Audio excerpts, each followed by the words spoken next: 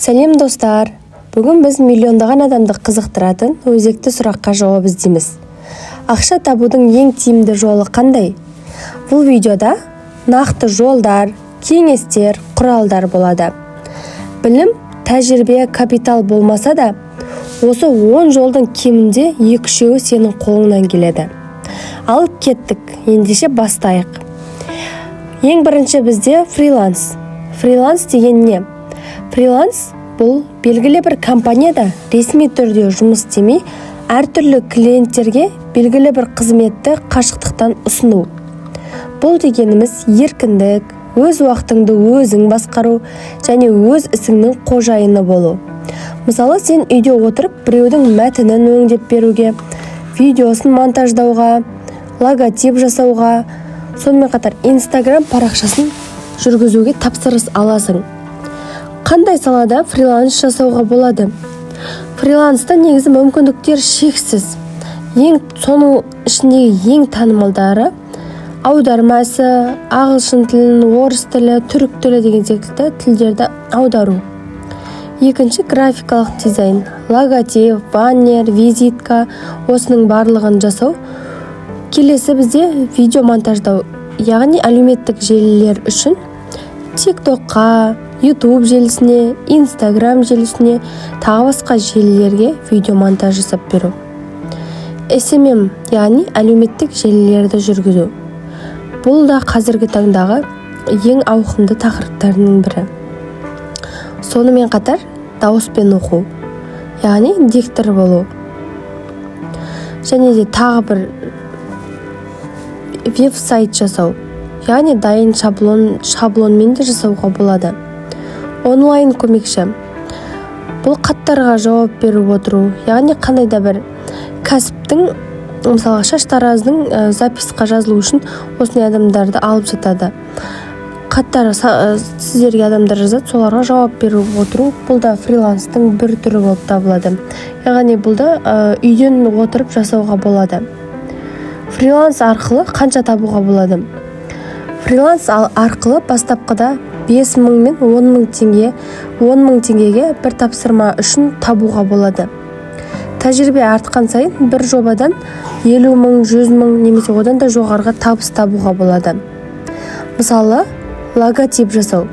Логотип жасау 10.000 мен 30.000 арасында табуға болады. 1 минуттық видео монтаж 5.000 мен 15.000 арасы. Егер монтаж күрделі болған сайын, сіздің табысыңыз да арта береді. Сонымен қатар сіздің опытыңызға да байланысты бұл жерде.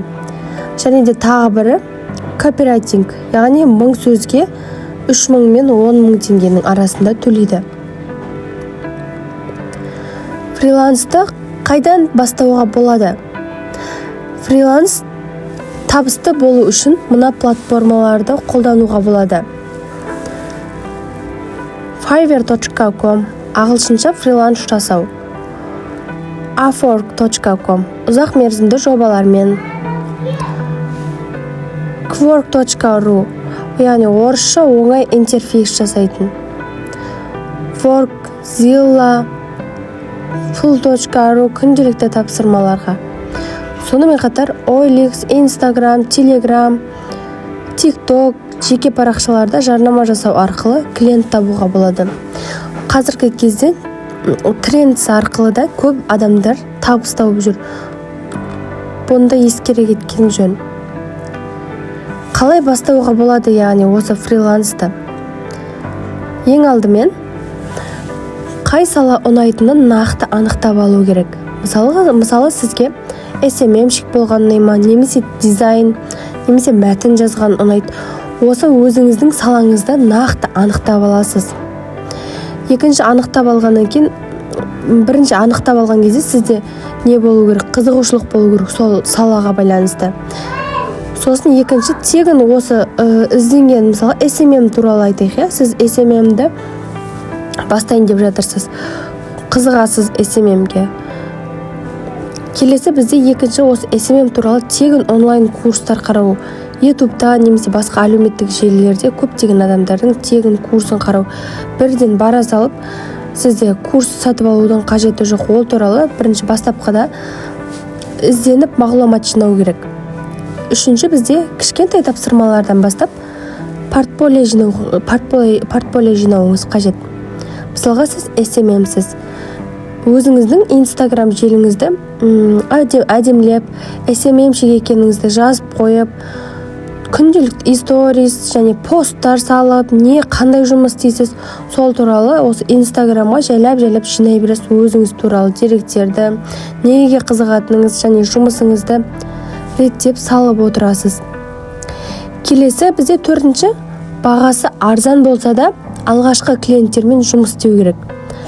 Сіз мысалға қандай да бір адам сізге SMM-ші керек, маған айына 150 мың теңге төлеймін десе де, сіз соған барып жұмыс істеуіңіз қажет. Яғни өз тәжірибеңіз артып, опыт жинап алам дегенше. Келесі, әр тапсырманда осы жұмыс жасайсыз ғой, бір кісілерге бір айға осылай жұмыс жасадыңыз. Сосын олардан отзыв сұрайсыз, жақсы жұмыс деп. Қалай болды, менің жұмысым сізге ұнады ма деп. Сосын оны Instagram желіңізге отзывтар деп сақтап қоясыз. Яғни бұл болашақта сізді басқа адамдарға жылдам сатылу үшін ғой. Яғни өзіңіздің неңізді, біліміңізді сату үшін бұл өте қажетті. Отзыв деген. Осы отзывқа көп адамдар қазір қарайды ғой. Отзывы бар ма екен, бұл адам қалай істейді екен деген секілді. Келесі, өз ісіңді дамыту керек. Бір қызметтен агенттікке айналуға болады. Сіз жай ғана бір SMM бастапқыда бір жыл өзіңізбен өзіңіз SMM маманы болып жұмыс істейсіз. 1,5 жылдан кейін қасыңызға бір адам аласыз, сөйтіп бірнеше жылдың ішінде команда жинап алуға болады. Келесі, неліктен осы бізде фриланс тиімді?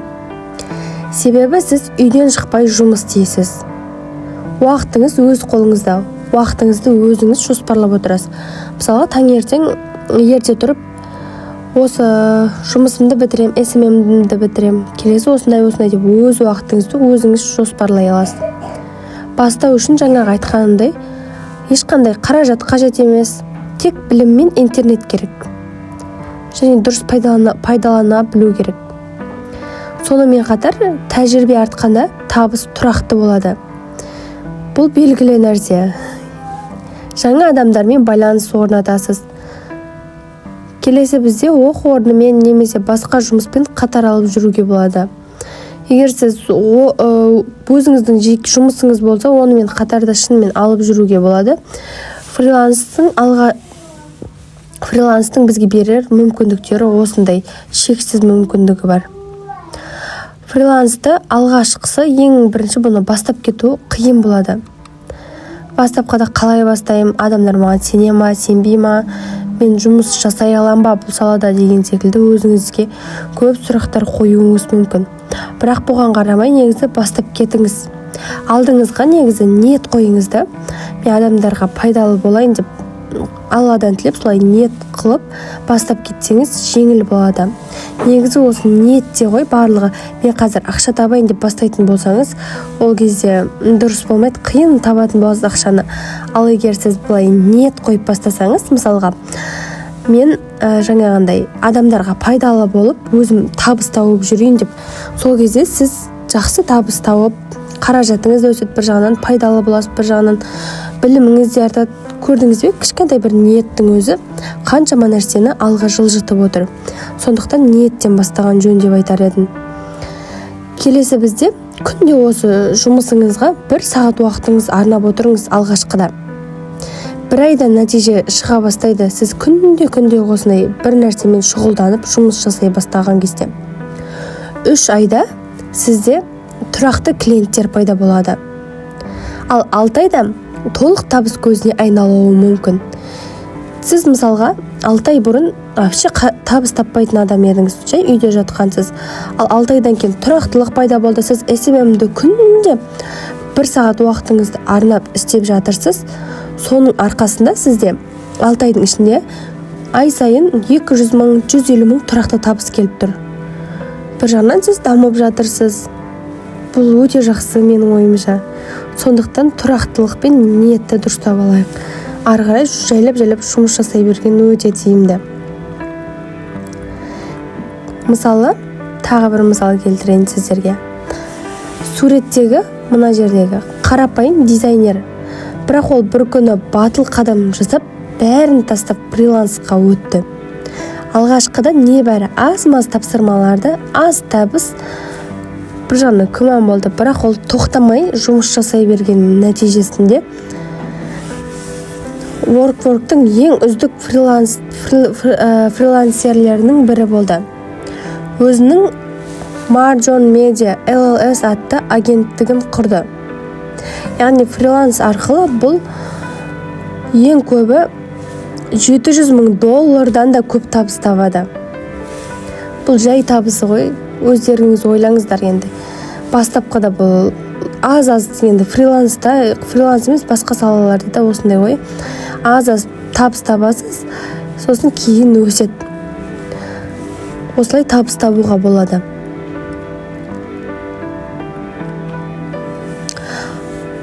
Ал жалпы бизнес табысы негізі жаңағы Марлан деген кісінің $2 миллион дейін жетеді екен.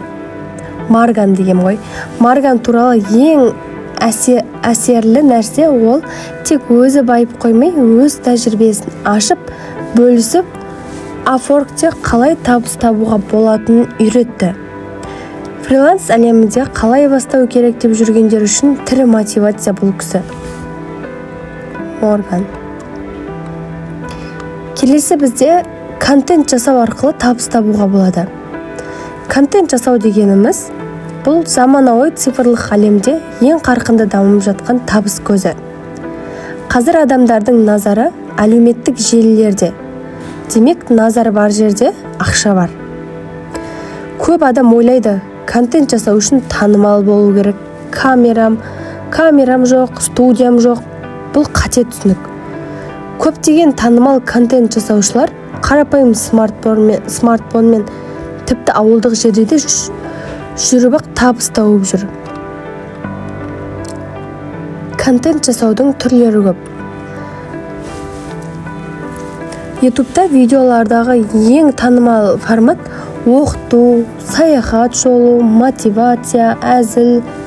Ал TikTok және Instagram'да Reels'қа қысқа қызықты видеоларды салу арқылы танымал болуға болады. Сонымен қатар подкасттар, әңгіме, кеңес беру, сұхбат жазу арқылы табыс табу. Біз енді контент жасап табыс табу деп айтып жатырмыз ғой. Келесі біз осындай нәрсеге тоқталайық. Қандай тақырыпта контент жасауға болады? Контенттің өзекті болуына 3 шарты бар. Адамдар іздейтін нәрсе болуы керек. Өзіңіз жақсы түсінетін, қызығатын сала болуы керек.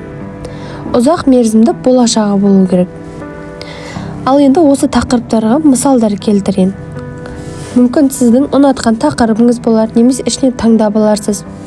Пайдалы кеңестер, денсаулық, қаржы, білім, осы салалар бойынша да контент жүргізуге болады. Келесі ағылшын үйрену, яғни білім жайында. ОБТ дайындау, ОБТ-ға дайындық, IT, SMM деген секілді. Сонымен қатар қазіргі кезде көп адамдар, мұғалімдер күнделікті сабақтарын түсіріп жатады. Бұл да пайдалы контентке жатады. Келесі қарапайым өмір. Мысалы, ауылда тұратын болсаңыз, ауыл тіршілігін, отбасын, бала тәрбиесін. Енді осы контент арқылы қалай табыс табуға болады деп жатамыз. YouTube желісінде контент түсіру арқылы сіз YouTube'дан өзіңіздің жеке парақшаңызды ашасыз. Парақшаңызға күнделікті тұрақты түрде өзіңіздің салаңызға байланысты, жаңағындай сіз мысалға SMM-шіксіз ғой. SMM маман туралы сол тақырып аясында YouTube парақшаңызға күнделікті видеолар жүктеп отырасыз. Күнделікті болу шарт емес, енді аптасына кемі 3 немесе 4 видео, бұл тұрақты болу керек. YouTube негізі тұрақтылықты жақсы көреді. Осы тұрақты видео салып отырасыз, 1000 жазылушы жинайсыз, және де 4000 сағат жинаған кезде сізге YouTube'тан монетизацияға шығасыз. Яғни YouTube'тағы табыс таба аласыз осы арқылы. Сонымен қатар реклама арқылы парақшаңыз танымал бола бастағанда компаниялар сіздерге өздері жарнамаға шығатын болады. Яғни сіздің салаңызға байланысты. Мысалға сіз аспаз боласыз, YouTube'да тағамдарыңызды түсіру арқылы танымал болып табыс тауып отырсыз. Енді сіз табысқа монетизация қосқаннан кейін арнаңыз жақсы жүріп жатыр. Оны YouTube'дағы басқа компаниялар көреді, сізге реклама ұсынады. Мысалға Twix компаниясы шоколадтарында рекламалап берші деген секілді. Сондай, немесе шайлар, тағы басқа өнімдер көп қой. Сол секілді өнімдер сізге рекламаға шығатын болады. Келесі серіктестік, яғни бір өнімді ұсынғаныңыз үшін процентін алып отыратын боласыз. Мысалға адамдарға өз видеоңызда мен осындай коллаген ішіп жатырмын, бұл денсаулыққа пайдасы көп екен деп ұсынатын болсаңыз, егер сіз арқылы олар алатын болса, жаңағы коллаген өтеді ғой, сол коллагеннің какой-то бір процентін сізге беріп отыратын болады. Бұл да өте жақсы. Сіз жай өзіңіздің миыңызбен қолдану арқылы ақша тауып отырсыз ғой. Бұл деген де өте жақсы. Келесі, өзіңіздің курсыңызды сату арқылы. Яғни сіз аспазсыз делік, күшті неше түрлі енді рецепттер білесіз, өзгеше. Осы рецептеріңізді сату арқылы да өзіңіздің курсыңызды жасап шығарып, оны табысқа айналдыра аласыз. Осы секілді контент арқылы осылайды табыс табуға болады. Енді осы YouTube'ды жаңадан жүргізейін деп жатқан, немесе жүргізгісі келетін жандар үшін идея ұсына кетейін YouTube үшін арнайы. Өздеріңіз ішінен керегін таңдап аларсыздар. Бірінші, ер азаматтар үшін апта жаңалықтар, апта жөндеу орталықтары, яғни сіз машинаға қатты қызығасыз, автокөліктерге. Осы автокөліктердің қандай түрлері шығып жатыр, қандай өзгерістер болып жатыр, соны салу арқылы да контент жинап YouTube'дан табысқа жетуге болады, табыс табуға болады. Келесі, сіз автомобиль жөндейтін орталықта жұмыс жасайсыз. Осы жерде автомобильді қалай жөндеу керек, қай жері бұзылғанда қайсысын басу керек деген секілді. Осындай тақырып аясында видео түсірсеңіз, бұл да өтімді болады. Сонымен қатар гараждағы видеолар. Жаңағы гаражда жүріп видеолар, үй жағдайында машина жөндеп жатып видео түсірсеңіз де болады. Келесі, осы тағы да бұл ер азаматтар үшін өте танымал тақырыптардың бірі балық аулау, аңшылық. Қыста балық аулап жатқандарыңыз, немесе жазда әртүрлі мезгілдерде көбінде балық аулайтындар көп өтеді осы тақырып. Балықтың мысалға шортан балық немесе сазан балық қай кезде көп ауланады деген секілді. Сондай неше түрлі тақырыпты видеолар түсірсеңіз, бұлар өте өтімді болады. Мысалы, қарапайым мысал, сіздерге бір жай әшейін мысал айта кетейін. Қыста шортан аулау туралы видео түсірген бір кісі. Ол 11 миллион просмотр жинаған ғой. Жай бір видеосы. Ол ешқандай монтажсыз салған. Көрдіңіз бе? Бұл артықшылығы өте көп. Өзенде, көлде немесе теңізде де балық аулағанда адамдар өте сүйіп қарайды. Біреулердің бұл хоббиі болуы мүмкін, осындай теңізде балық аулап отқан адамдарды көру. Мысалға, маған ұнайды, теңізде біреу балық аулап отқанды көрген. Аң аулағанды көрген күшті ғой, сырттан видеодан қараған. Ал ол жерде болған адамға вообще күшті шығар, егер ұнататын адам болса. Осы келесі, осы тақырыптарда видео түсіріп салсаңыздар, ауқымды өтетін тақырыптардың бірі. Келесі бізде аңшылық қаруларға шолу. Яғни қандай аңшылық құралдар жақсы, қайсысын алған дұрыс, қандай дүкендерде бар деген секілді клиенттер табу үшін, осындай мақсатта адамдарға пайдалы болу үшін контент түсірсеңіз болады. бұл да өте тақырыптардың бірі. Қазір мысалға қандай зат керек болса да ютубтан, гуглдан іздейді ғой адамдар, сол кезде көретін болады. Келесі бізде металл іздегішпен, яғни металл іздегіштермен алтын іздеу немесе металдар іздеу, күмістер іздеу, сондай іздеуде қызық қой. Ондайды да көретін адамдар бар. Аяғына дейін көреді. Ол кезде сіздің мысалға 40 минут, 50 минуттық видеоңыз болса, ондай салатын болсаңыз, аяғына дейін көріп отыратын болады. Қазір не болады екен, қазір не шығып қалады екен деген секілді. Бұл да қызық тақырыптардың бірі. Бұл да өте өтімді тақырыптар. Келесі, тастанды фабрикалары, зауыттары бар ғой. Сол жерден видео түсіреді кейбіреулер. Ол да өтімді, бірақ жақсы көрген адамдар көреді.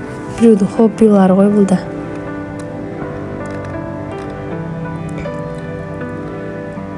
Келесі бізде тағы да бір тақырыптардың бірі құрылыс саласында. Яғни үйге ремонт жасап жатыр. Осы салаға байланысты. Көптеген сала ғой бұл жерде. Мысалға үйдің ішіне обой қалай жабыстыру керек, полды қалай дұрыс орналастыру керек, үйдің дизайнын қалай құру керек, әрқайсыны жеке-жеке ашып қоюға болады.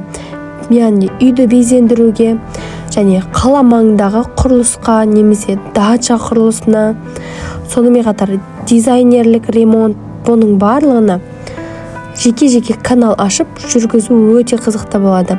Бұл да мысалға көріп отырасыз ғой, бір пустой үйді алады, яғни черновой үйді. Қазір біз осыны до и после қыламыз деп шығарасыз. Сосын жасайсыз видео немен жаңағындай. Мына жерге мынандай қоямыз, обойдың түсі ақ болады, бізде люстрамыз қоңыр болады деген секілді. Соның барлығын құрастырып шығаратын болсаңыз, бұл да өте өтімді тақырыптардың бірі. Қазіргі кезде ремонт жасайтын адамдар өте көп. Сондықтан бұны да көп көреді адамдар. Сонымен қатар көбісі және де мысалы ремонт қазір қымбат қой жасау. Үй жағдайында ремонт жасау арзан бағада, қандай материалдарды қай жақтан аламыз деген секілді тақырыптарды түсірсеңіз де, бұл да өте өтімді тақырыптардың бірі болады. Бұлай да түсірсеңіздер болады. Және қай магазинде қандай заттар арзан, қандай красканы алған дұрыс, мына краска ең жақсы, мына краска самопал деген секілді. Оны да айтып түсіндіріп отырсаңыз, адамдарға пайдалы болу мақсатында сізге табыс түсіп отырады. Келесі бізде гаджеттер мен компьютерлер. Яғни қазіргі кезде көп кездесетін бұл да жағдай. Мысалға ноутбукқа қалай нені қосамыз, жаңағындай скриншот жасаймыз, клавиатурасындағы цифрларды қалай басамыз деген секілді. Сондай әртүрлі сұрақтармен көп адамдар іздейді, оны да шығарып қойсаңыз болады. Яғни бұл жерде де көптеген плюстары бар.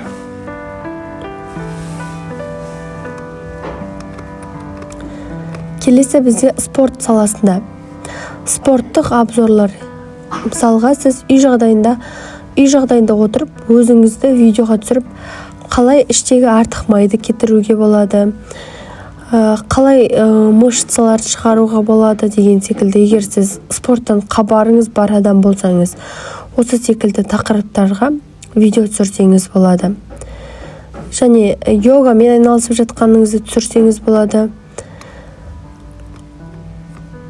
Осындай видео түсіруге болады спорт жағдайына байланысты.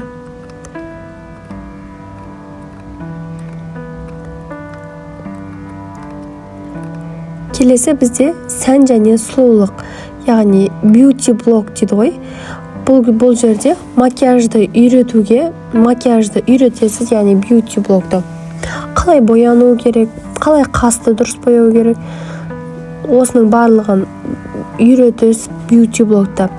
Келесі тағы бір ниша, шаш қию, шаш үлгілерін жасау. Бұл блог жүргізу үшін кәсіби шаштараз болудың қажеті жоқ. Бұл нишада неше түрлі шаш үлгілерін жасау арқылы өру немесе бу деген сияқты өзіңіздің өнеріңізді көрсетіп табыс таба аласыз. Келесі шопинг жасау арқылы, яғни киім, аяқ киім, косметика, қызға қажеттінің барлығын таңдайтын тематикадағы канал жүргізуге болады. Яғни мына киім ақ түс пен қара түс күшті үйлеседі, ақ түс пен сары түсті үйлестірсеңіз керемет деген секілді тақырыпты таңдап алсаңыз болады. Сонымен қатар тұрғын үй дизайнын, яғни бұл да өзекті тақырып бағанағы айта кеткенімдей.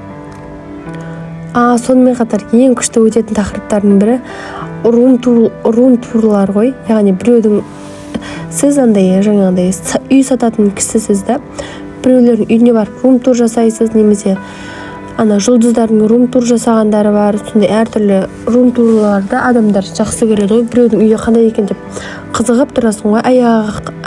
Соңына дейін көрейінші, залы қандай екен, кухнясы қандай екен, маған керек болып қаламға деген секілді. Бұл да өтімді тақырыптардың бірі. Келесі тақырыптар аналарға арналған блог.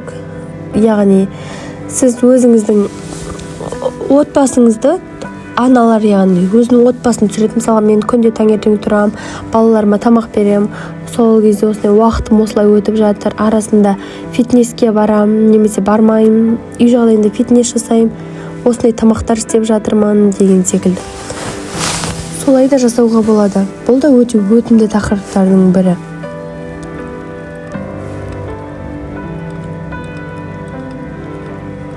Келесі әңгімелер, яғни әңгімелер айтып отырып та жұлдыздардың өмірі сияқты әңгімелер айтуға болады. Осылай жұлдыздар осылай жасап жатыр екен. Ол кісі қазір мысалға бір жұлдызды алып, сол туралы жақсы мағлұматтар беру арқылы да танымал болуға болады. Және басқа да әңгімелер айтуға болады. Мысалға, бөлме өсімдіктері мен бау-бақша туралы, егер сіз осы тақырыпқа қызығатын болсаңыз.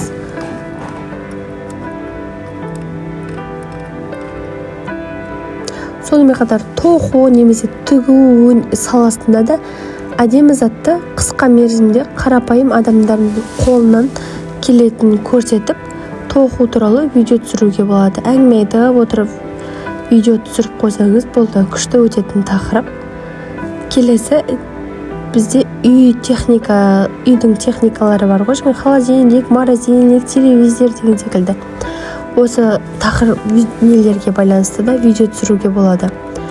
Қандай ең сапалы ас үй пештері бар, қандай ас үйін жаңағындай нелері бар, техникалары бар, оларды қай жерден алуға болады, тиімді баға қай жерде жақсы, осы секілді видеолар түсірсеңіз де болады. Келесі саяхат туралы. Қай жерде саяхаттаған жақсы, оны да ютубтан іздейміз ғой негізі. Қай жерде саяхаттаған жақсы, мысалға Стамбулдың ең әдемі жерлері қалай, ол жерге қалай баруға болады деп іздеп жазып тауып алуға болады. Бұл да жақсы нишалардың бірі.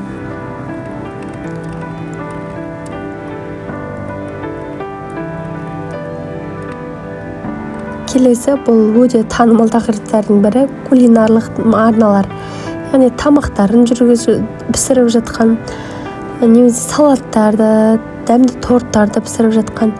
Бұны енді 90% әйелдер ютубтан іздейтін шығар. Таңертең тұрып, мысалы, обедке не істесем болады деп ютубқа көп әйелдер кіреді. Осы кезде таңғы асқа не істесем болады, түскі асқа не істесем болады деп ютубтан қарайды. Бұл да өте өтімді тақырыптардың бірі негізі. Келесі бізде шығармашылық хобби, яғни сіз мысалға күшті билей аласыз. Осы билей алуыңызды қалай билеу керек, осындай қалай қимылдар жасау керек биде негізі, соның барлығын видеоға түсіріп ютубқа жүктейтін болсаңыз, бұл да өте күшті тақырыптардың бірі болып табылады. Және кітаптарға обзор жасау. Мысалға, өзіңіздің оқыған кітабыңыз туралы, сол кітапта қалай жазған, қандай не беретінін, адамға пайда беретінін, сонымен қатар қызық жерлерін айтып отырып, обзор жасау арқылы YouTube канал жүргізуге болады. Егер сіз кітап жақсы көретін адам болсаңыз, Сонымен қатар тағы бір тақырыптардың бірі сурет салу. Маған осы тақырып ұнайды, сурет салу. Күшті, өзім де сурет салам арасында. Сурет салған негізі бір адамның несі екен ғой, жаңағындай. Ол да хобби екен ғой, демалып қалады екен. Шынымды айтсам, мен сурет салған кезде демалып қалам кейде. Қазіргі кезде мүмкіндігім болмай жүр сурет салуға енді. Осындай сурет салу арқылы да хобби жасауға болады. Сурет салып жатқаныңызда қандай бояулар қолданып жатқаныңызды оны да айта кетсеңіз, бұл да жақсы тақырыптар. Және ол сурет салғанға қарайтын адамдарда өте көп болады. Қызығып қарайды. Қазір бастадыңыз ғой сіз. Мысалға 50 минут деп видеоңызды түсіріп қойыңыз. Бастапқыда жай көрсетіп отырасыз, және артына жай музыка қойып қойыңыз. Сосын суретіңізді асықпай сала беріңіз. Қай жерін қалай бояу керек, қай жерінде қате кетпеу керек деген секілді. Сонымен қатар тағы бір тақырыптардың бірі бізде музыкалық аспапта ойнау. Егер белгілі бір музыкалық аспапта жақсы ойнасаңыз, неге сол аспапта ойнауды үйретпеске? Осы жайында видео түсіріп, мысалға сіз домбыраны жақсы ойнасыз. Домбыраны құлағанда қалай күй шертуді үйрету арқылы да табыс табуға болады YouTube әлеуметтік желісінде. Сонымен қатар ән айту арқылы да, поэзия оқу немесе бір шығармаларды оқу арқылы да табыс табуға болады.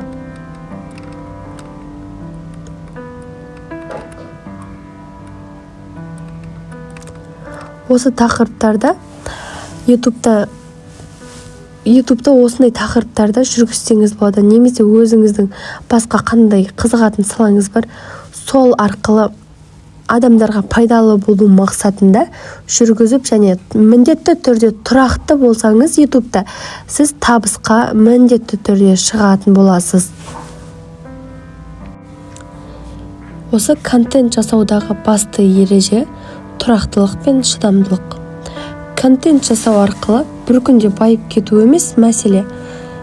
Бірақ 6 ай немесе 1 жыл ішінде дұрыс бағытпен тұрақты жұмыс істесеңіз, бұл өз өміріңізді өзгертіп, табыс көзіне айналатын болады. Яғни әрдайым тұрақты болуды талап етеді. Бізге не қажет болады? Смартфон немесе ноутбук қажет болады. Сонымен қатар интернет керек. Жоспар мен идея да керек болады. Ең бастысы сізде осы контент жасауға деген ниет керек. Ең бірінші осындай ниетіңіз, алға қарай құлшынысыңыз болу керек. Егер сізде бұндай әрекеттер болмаса, қызықпайтын болсаңыз, мысалы қызықпай жай маған ақша керек, мен бастап көрейін дейтін болсаңыз, бұл кезде сізден дұрыс нәрсе шықпайтын болады. Сіз просто ақша керек деп ақшаның артынан жүгіре берсеңіз, оған өмірі жете алмайсыз. Одан да өзіңізді дамыту арқылы бастапқыда жай табыс табасыз. Өзіңізді мысалға контент жасау арқылы сіз мысалға күшті SMM маманы боласыз дедік қой жаңа. SMM маманы болу арқылы бастапқыда сізді көп адам тани бермейді. Сіз тұрақты жұмыс істейсіз, келіп 6 айдың ішінде тұрақты 200-250 мың табыс тауып отырсыз. Бұл кезде сізді жақындарыңыз білет, туыстарыңыз білет, және көп адам емес, енді страницаңызда, мысалға Instagram парақшаңызда 2000 немесе 2000-ға жуық оқырманыңыз бар дедік. Сол адамдар ғана біледі. Сіз тұрақты тағы да жүргізесіз. 1 жыл бойы тұрақты жүргізгеннен кейін сіздің оқырмандар саныңыз 10 мыңға немесе 40 мыңға өсетін болады. Бұл жерде сізге не керек болады? Жоспарыңыз жақсы болу керек, және идеяңыз жақсы болу керек. Қазір мысалға адамдардың барлығы көп адамдар кішкентай балалардың өз телефонға қарайды ғой. Осы телефонға көбісі TikTokқа кіреді, Instagramға кіреді, не болып жатыр екен, бір-біріне жібереді әр нәрселерді отырып алып. Сіз соның ішінде жаңағындай телефоныңыздың ішінде телефон өстіп қолыңызбен көріп отыратын адам емес, телефонға өзіңіздің біліміңізді салып, идеяңызды сататын адам болу керексіз ғой. сізге табыс өзімен өзі келіп отыратын жаңағы адамдардың арқасында. Көрдіңіз бе, қазір негізі идеяның сатудың заманы. Сол үшін өзіңіз идеяңыз құрып, жоспармен нақты бір идея құрып, нақты осындай нәрсеге жетемін. Мысалға, мен бір жылдың ішінде 2 миллион табысқа жетемін. Бір айлық табысым 2 миллион болады. Мен бір автокөлік аламын деген секілді. Мысалы дейік, бұл осындай алдыңызға нақты мақсат қоясыз, және менің оқырмандар саным осындай болады. Осындай деген курс ашамын. Жаңағыдай SMM саласына байланысты Инстаграм жүргізу немесе блог жүргізу деген курс сатып, нақты адамдарды осындай табысқа жеткіземін деген секілді нақты барлығына мақсат қою керек. Сол мақсат бойынша жоспармен жүру арқылы сіз табысқа да жететін боласыз, ақша сізге өзі келіп отыратын болады. Бұл жерде сіз өзіңізге өзіңіз жұмыс істейсіз, ешкімге жалынбайсыз. Мысалға, жаңағындай өкіметтің жұмысы деп жатады ғой. Ол барасыз, шаршайсыз ғой ол жақтан. Таңертең ерте барасыз, кешке қайтадан келесіз. Былай қарасаңыз, өзіңізге дамитын уақытыңыз жоқ. Бір дамайын десеңіз, элементарный бір кітап оқиын десеңіз, шаршап келесіз жұмыстан. Одан үйдің шаруасы бар. Әйел болсаңыз, үйге келіп бала-шағаға қарайсыз, тамақ жасайсыз. Арасында фитнеске барыңыз келеді, денеңіз де ауырып кетеді. Бірақ оған мүмкіндігі жоқ, табыс көзіңізде аз. Тем более жұмысыңызға риза болмайсыз бұл жерде. Ал егер сіз өзіңіздің жан-тәніңізбен қалайтын жұмысты жасау арқылы өзіңізге табыс та түсіп тұрады, өзіңізде дамисыз, адамдарға пайдалы да боласыз. Бұл деген өте жақсы нәрсе негізі. Қорыта айтқанда, контент жасау арқылы ақша табу бұл шығармашылық пен табысты ұштастыратын заманауи мүмкіндік. Егер сізде тәжірибе, ой айтарыңыз болса, оны видеоның астына комментарийға жазып кетсеңіз болады. Ең бастысы бастау керек. Осы контентті ең бастысы тоқтамай бастап кету керек. Көп адамдар контентті қалай бастаймын деп қорқып жатады. Көп адамдар туысқандарым не ойлайды екен, жаңағы нелер не ойлайды екен, олар маған не істемей ма, жаңағыдай не қылып қалмаймын екен, әр нәрселер айтады ғой, ойбай сен блог жүргізіп блогер болайын деп жатсың ба деген ойлардан қорқады. Олардан қорықпаңыз. Ойлар келді ма, жазып тастаңыз, айтыңыз, иә, жүргізейін деп жатырмын деп. Сосын ары қарай бастап кетіңіз. Бастағаннан кейін тағы да бір не болады бұл жерде. Аяқтан шалынулар көп болады. Мысалға, ой, бүгін салмай-ақ қояйыншы, менікі, бұл сала менікі емес екен деп жатады. Бірақ ол кезде тоқтап қалмауға тырысыңыз, алға қарай бастап кетіңіз. 6 ай, 1 жыл, 2 жыл қиналасыз, кейін тұрақты жүргізіп кеткен өзіңізге жақсы болады. Келесі бізде ақша табудың тағы бір түрі онлайн сауда. Онлайн сауда ақша табудың ең қолжетімді жолы. Бүгінгі күні онлайн сауда көп адамның өмірін өзгерткен, инвестицияны көп қажет етпейтін, бірақ табысы жоғары құралдардың бірі. Ең бастысы интернет пен смартфон болса жеткілікті. Бұл әдіспен үйде отырып-ақ өз ісіңізді бастап, біртіндеп үлкен бизнес айналдыруға болады. Онлайн сауда деген не деп жатасыздар ғой жалпы? Бұл тауарды интернет арқылы сату. Яғни физикалық тауар болуы мүмкін, киім, техника, косметика, немесе цифрлық өнім, тағы басқа көптеген айтпақшы курстарды да сатуға болады, электронды кітапты да сатуға болады, жазылымдарды да сатуға болады. Жеткізу курьер немесе почта арқылы жүзеге асатын болады. Бастапқыда өз үйіңде отырып-ақ сатуды бастауға болады. Онлайн сауданың артықшылығы кең аудитория, дүкен ашу үшін бір қаланың ішінде шектеліп қалмайсыз. Қазақстан кез келген нүктесінен немесе шетелге де сата алатын боласыз. Қаражат аз жұмсалады. Офлайн дүкен ашқаннан гөрі аренда, жөндеу жөндеу, жұмысшы жалдау деген жоқ. Автоматтандыруға мүмкіндігі көп, процесс автоматты түрде жүретін болады. Төлем қабылдау, тапсырыс қабылдау, жеткізу қадағалау. Онлайн сауданың тағы бір артықшылығы күні-түні жұмыс істейтін болады. Сіз ұйықтап жатқанда да сайттан тапсырыс қабылданып, ақша түсіп жатады. Қандай платформаларда осы онлайн сауда жасауға болады деп жатады ғой. Осы туралы айта кетейін. Ең бірінші, барлығыңызға белгілі Каспий приложениесі арқылы, яғни Каспий арқылы. Қазақстандағы бұл ең танымал маркетплейс қой. Каспийдегі сатушылардың кейбірі айына 1 мен 5 миллион теңге аралығында табыс табады екен. Тауарды өзіңіз қоймада сақтап, жеткізуді Каспийге тапсыруға да болады.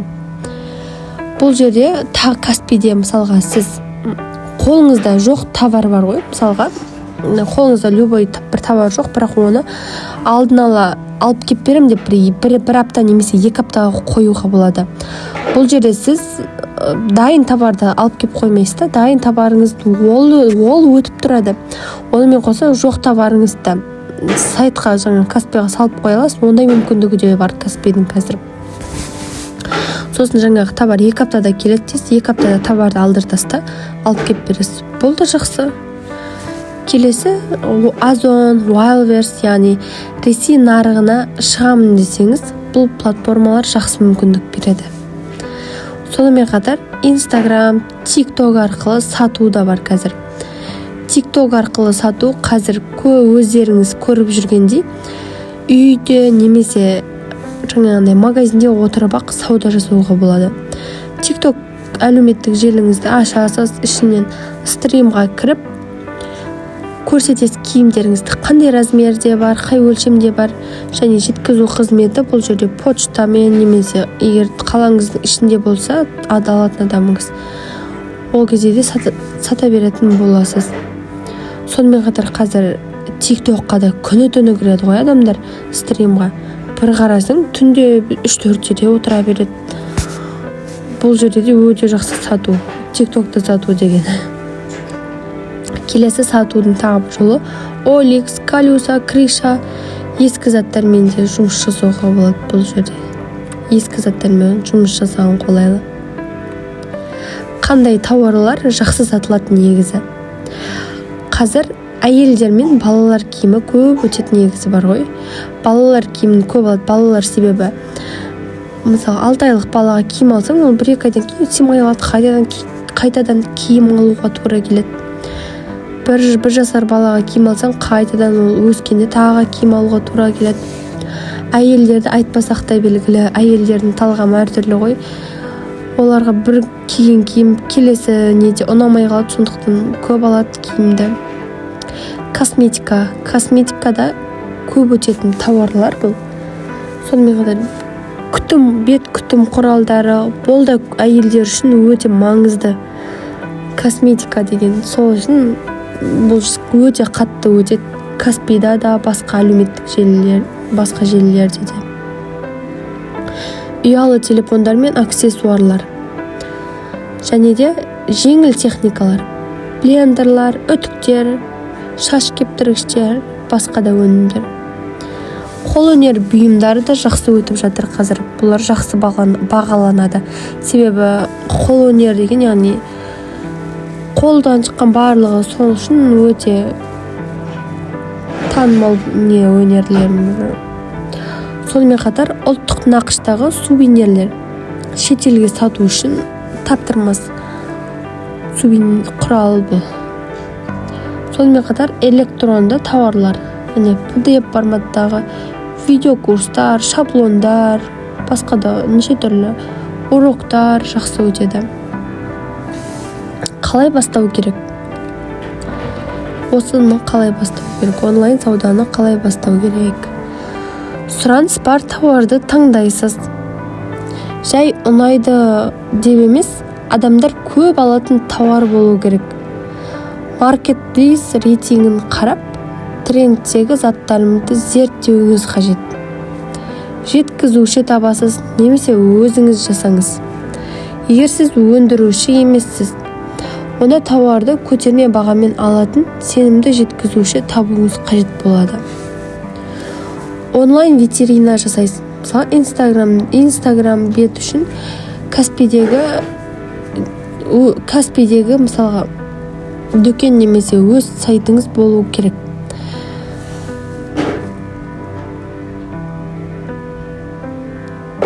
Сонымен қатар бұл жерде де контент жасау өте маңызды. Мысалы, өзіңіздің қандай да бір өніміңіз бар ғой, жаңағындай. Соның фотосын, видеосын қысқаша түсіріп, фотоға, видеоға түсіріп, сол зат туралы пікір жазасыз. Яғни бұл қай жері артық, сіздің жаңағындай сатып жатқан өніміңіз қай жер артық, не үшін жақсы, бағасы қалай, арзан ба, жақсы ма, оның барлығын іріктеп жазып шығатын боласыз. Тапсырысты өңдейтін боласыз.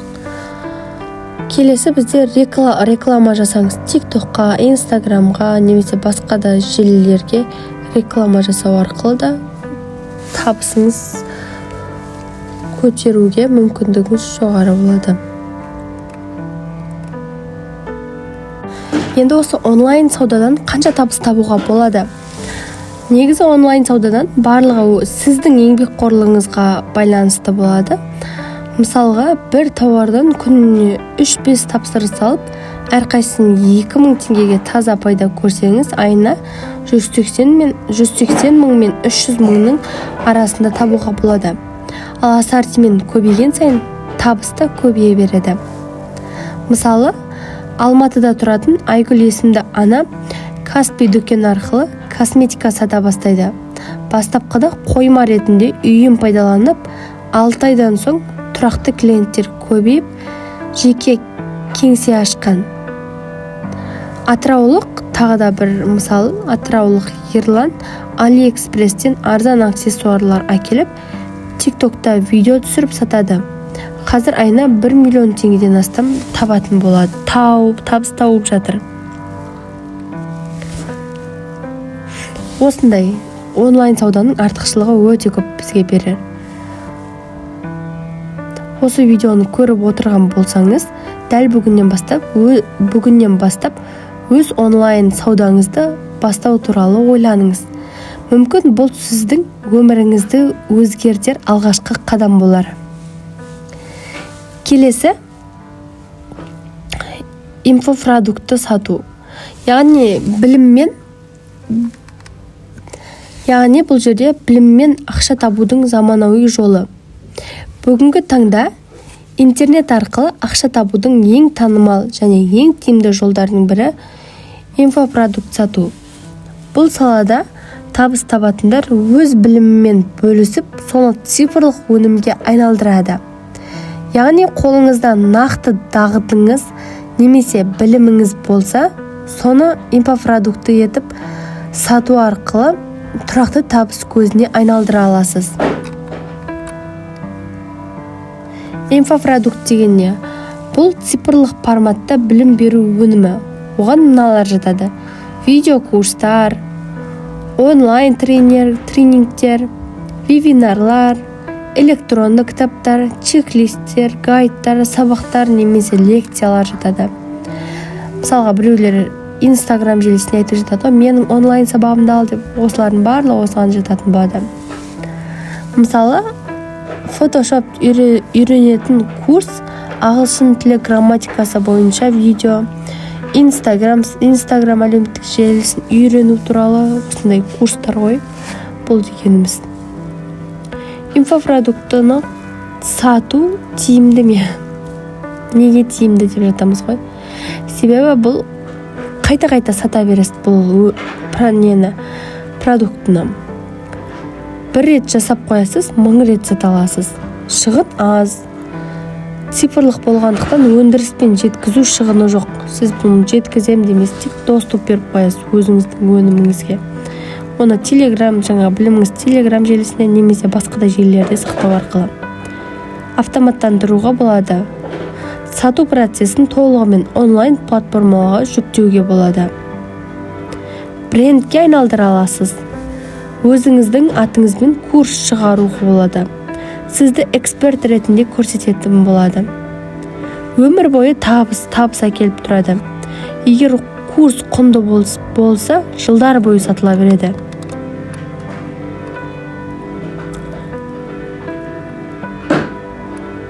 Бұл жерде енді қандай білімдерді инфопродукт етіп сатуға болады деп жатамыз ғой.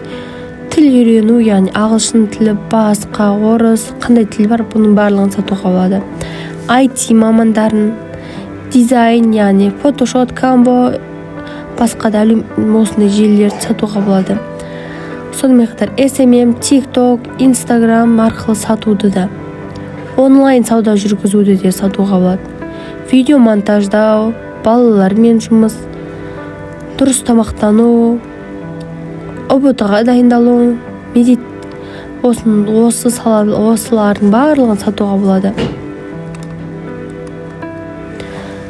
Енді бұл саланы қалай бастауға болады деп жатамыз. Өзіңізге ұнайтын, мысалға сіз жаңағы тіл білесіз, орыс тілін білесіз. Осыны ұзақ бір тақырыпқа жинайсыз. Бастан аяқ қалай үйрену керек екенін толық бір жинап шығасыз. Жинап шыққаннан кейін қай желіде сатқыңыз келеді, өзіңіздің өніміңізді осы орыс тілі курсын Instagram желісінде сатқыңыз келсе, өзің Instagram парақшасын ашасыз, ол жерді дұрыстап қоясыз. Мен осындай адаммын, мен орыс тілі курсын сатамын деп рекламалар шығарасыз әр жерге. Сөйтіп курсыңызды жайлап сататын боласыз. Келесі бізде жасанды интеллектпен табыс табуға да болады. Бүгінгі таңда жасанды интеллект тек ғылым мен технологияның жетістігі ғана емес, ол табыс көзіне айналған қуатты құрал. Көптеген адамдар жасанды интеллектіні дұрыс қолдана отырып, өз ісін бастап, табысын еселеп жатыр. Бұл бөлімде біз жасанды интеллект арқылы қалай ақша табуға болатынын нақты бағыттар мен құралдарды айтатын боламыз. Яғни көп адамдар қазір жасанды интеллект дегенді білет, бірақ қалай жұмыс жасау керек екенін білмейді. Ал үйреніп алған адамдар жасанды интеллектпен қалай жұмыс жасау керек екенін, олар өздерінің білімдерін сатады. Осылай жасасаң, осындай видео шығады, қандай сайттар қолдану керек ол үшін, оның барлығын үйреніп курс сатуға да болады. Жасанды интеллект негізі не істей алады? Жасанды интеллект барлығын жасай алады. Мәтінде жазалады, дизайнда жасайды, видеода өңдейді, суретте салады, голоспен, яғни аудиомен сөйлей алады, адам секілді немесе басқа да дауыстарды қосып сөйлей алады, код жаза алады, клиентпен сөйлеседі, сценарий жазады, пост жазады, хат, жарнама барлығын жасай алады. Яғни бірнеше маман істейтін жұмысты бір ғана жасанды интеллект жасай алады.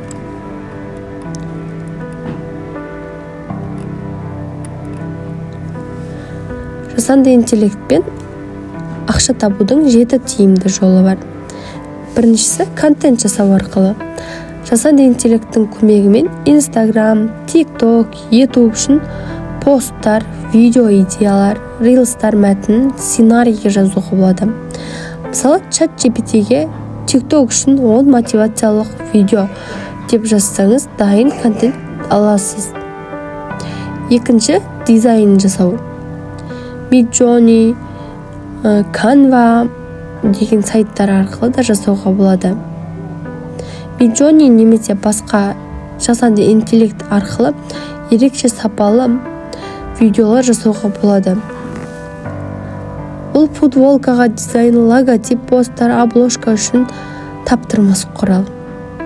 Келесі бізде үшінші видео жасайтын Fiverr, Pictory деген басқа да әлеуметтер, жасанды интеллекттер жасайтын болады видеоны монтаждап.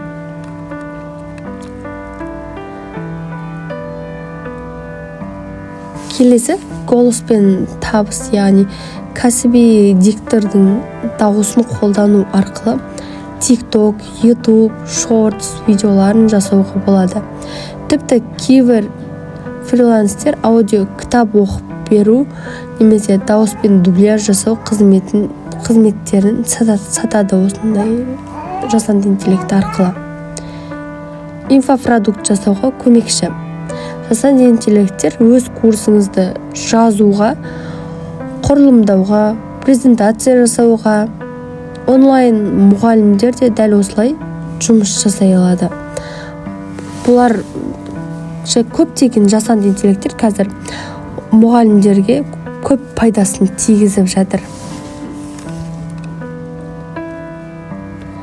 Фриланс пен тапсырыс. Жасанды интеллекттің көмегімен мәтін жазуға, жарнама жасауға, копирайтинг, SMM пост, жоспарлар арқылы клиенттерге немесе қызмет көрсететін ақша табуға болады.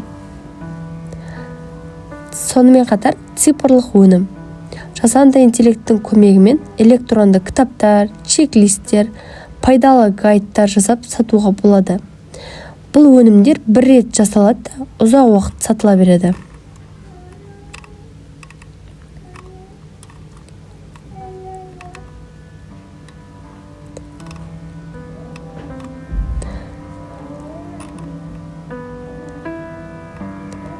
Енді осы бізде жасанды интеллекттің көмегімен қайда сатамыз, жасанды интеллекттің көмегімен деп жатамыз. Бұнда тоже Instagram желісінде, YouTube желісінде, TikTok желісінде сатуға болады. Өзіңіздің курсыңызды дайындап алып. Келесі бізде телефон арқылы ақша табу. Телефонмен ақша табу дегеніміз, егер сіз Instagram жүргізетін болсаңыз, немесе басқа да әлеуметтік желілер жүргізу арқылы да табыс табуға болады. Ол жерден өзіңіздің жаңағыдай мамандығыңызды таңдайсыз, қандай мамандықта жүргізгіңіз келеді, өзіңізге ұнайтын саланы таңдап аласыз. Таңдап алған соң сол сала бойынша жұмыс істейсіз нақты.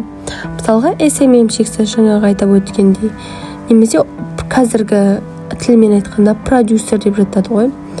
Продюсер деп осы продюсер боласыз да, былай табыс табасыз. Күнделікті сторисқа шығасыз, өзіңіз туралы айтасыз және не істеп жатырсыз қазіргі таңда. Үйдің жұмысын істеп жатырсыз, бала шағаңызға қарайсыз ба арасында, соны да салып қоясыз. Просто адамдардың сізге сенімділігі арту үшін. Осылай салып отырасыз, пост саласыз міндетті түрде. Осы арқылы сіз табыс таба аласыз. Сонымен қатар видеоны монтаждап салу арқылы да, видеоны дұрыс монтаждау арқылы табыс табуға да болады. Енді табыс табудың тағы бір түрі арбитраж, таргетинг арқылы да ақша табуға болады. Бұл дегеніміз не? Ақшаны ақшаға жұмсату өнері. Бұл дегеніміз қарапайым тілмен айтқанда арзан жерден сатып алып қымбатқа сату. Тек тауар емес, тарифті, яғни аудиторияны сату. Мысалы, Wildberries-тағы тауарларды жарнамалап сатасың. Біріншісі, бір адам сатып алса, сен комиссия аласың. Мысалы, көп қолданылатын платформалар бұл жерде Каспи, Wildberries, Озон, тағы басқа желілер. Таргетинг дегеніміз Instagram, Facebook, TikTok, басқа да әлеуметтік желілерде жарнама жасау. Кез келген бизнестің тауарын не қызметін нақты аудиторияға көрсетесіз. Мысалы, шаштараз тек сол ауданнан әйелдерінен жарнама көрсету арқылы тауар тек қызығушылығы бар адамдарға ғана ұсыну арқылы да сіз не істейсіз бұл жерде? Клиенттің жарнамасын жүргізіп, нәтижесіне қарай ақы аласыз. Табысы 50 мың мен 500 мың немесе одан да жоғары болуы мүмкін. Неге бұл бағыт танымал? Себебі сіз үйден шықпай-ақ істей беруге болады. Бастапқыда 20 мың мен 30 мыңның арасында табыс табуға болады. Нәтижесі 1-2 аптада көретін боласыз. Қазіргі кездегі танымал мамандықтардың бірі менеджер, копирайтер, SMM, бүгінгі күннің ең танымал мамандықтардың бірі. Осы мамандарға негізі сұранысқа ие мамандар бұлар. Яғни бірінші алатын болсақ, менеджер деген кім? Бұл кімге керек? Қандай қызмет атқарады?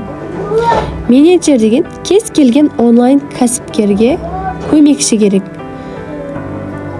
Бұл менеджердің атқаратын қызметі клиенттерге жазу, яғни тапсырыс қабылдау, құжаттар жүргізу, ұйымдастыру, осының барлығына менеджер жауап береді. Мысалы, Instagram арқылы тапсырыс қабылдайтын дүкенге чат менеджер керек. Сен жазған әр клиент үшін бонус аласың. Табысы айына 100 мың мен 300 мыңның арасында болады. Немесе 300 мыңнан жоғарыда болуы мүмкін. Копирайтер дегеніміз кімге керек? Сайтқа, жарнамаға, посттарға мәтін жазатын адам бұл дегеніміз. Міндеті қысқа, сенімді, сататын мәтін жазу. Қазақша, орысша, ағылшынша қай тілді білесің, соларға қызмет ұсына аласың. Табысы бір пост үшін 2000 мен 10 мың теңгенің аралығында болады. Айына 200 мың теңгеден жоғары табыс табуға болады. Және де SMM маманы. SMM маманы кімге керек? Instagram, TikTok сияқты желілерді жүргізетін адам. Міндеті контент жоспарлау, пост салу, сторис жасау, статистиканы қадағалау болып табылады. Табысы айына бір аккаунтты 100 мың теңгеден бастап, көп аккаунт салған сайын табыс өсетін болады. Неге осы бағыттар? Себебі үйде отырып істеуге болады. Білімін онлайн тегін меңгеруге болады. Сұраныс жылдан жылға артып жатыр.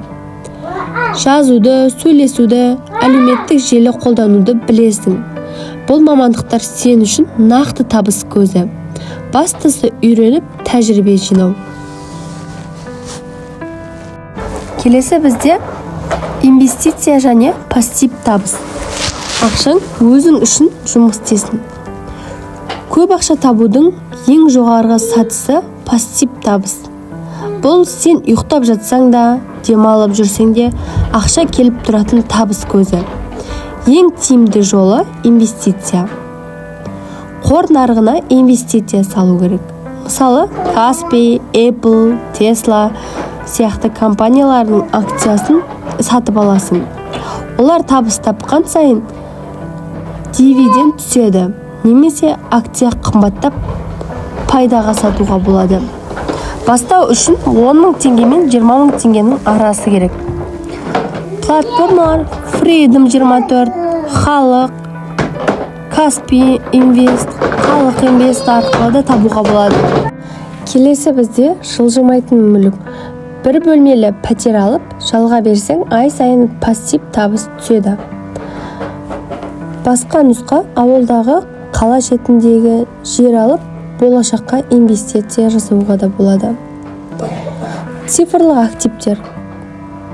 Цифрлық активтерге криптовалюта, NFT, токендер қауіпті, бірақ табысы жоғары. Тек терең зерттеп барып кірген дұрыс бұл салаға. Ең тиімдісі негізі өзіңе инвестиция. Өзің тиімдісің. Курс, кітап, дағды, білімге жұмсаған ақша кейін еселеп қайтатын болады.